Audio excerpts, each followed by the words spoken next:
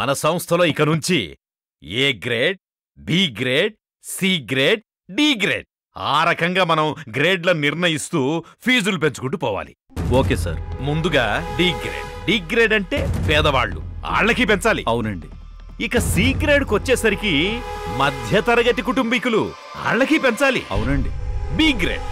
B గ్రేడ్కి వచ్చేసరికి పోలీసులు, కలెక్టర్లు, రెవెన్యూ డిపార్ట్మెంటు, రాజకీయ నాయకులు వీళ్ళంతా అవసరం, ఆయన వీళ్ళకి పెంచాలి.